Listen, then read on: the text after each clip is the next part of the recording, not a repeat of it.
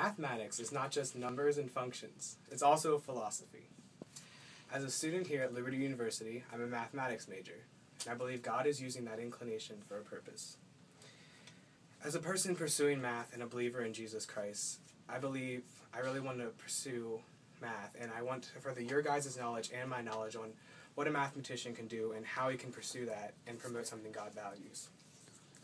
So during this time, I plan on answering some questions. What does a mathematician do? What is required to be a mathematician, and how God can use that to promote something he values?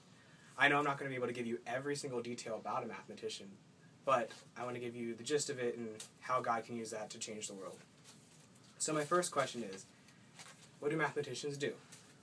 Martin Krieger says, so when you're asked, what do mathematicians do? You can say, I think we're just like lawyers or philosophers who explore the meanings of things, of everyday concepts. We are like inventors who employ analogies to solve problems. We are like marketers who try to convince others that they ought to think Kodak when they hear photography.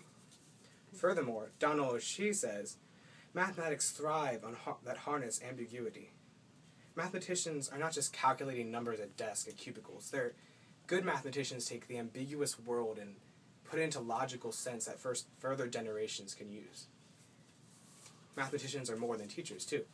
As Paul Schmollick says, hot disciplines such as biostatistics, nanotechnology, and system biology are becoming increasingly dependent on mathematics. More and more careers out there are actually using mathematics to progress their fields. They're using statistics, they're using different aspects of mathematics to make sure their career is progressing with the world. Which leads me into my second question. What is required to be a mathematician if you guys ever decide to pursue that?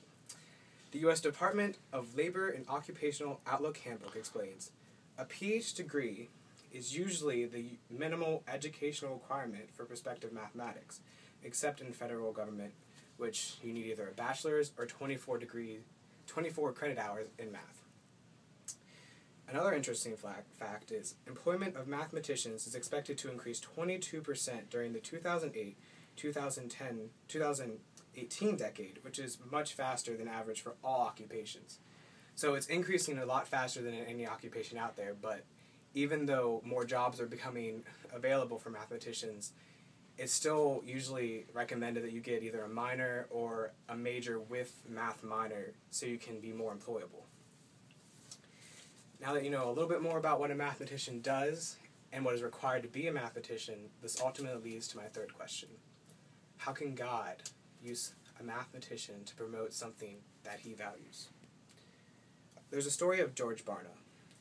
He is a person that does stats, and he was not a Christian, and the pastor that actually led him to Jesus was like, now that you know Jesus, you need to change your whole outward appearance. You need to change your hair, you need to change your clothes.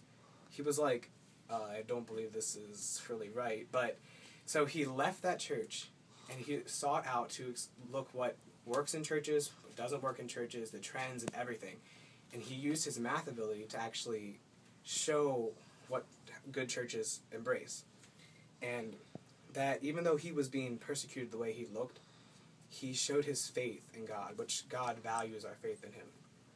As it says in Genesis 15:6, Abraham believed the Lord, and he credited it as righteousness, which God loves and adores our faith in him.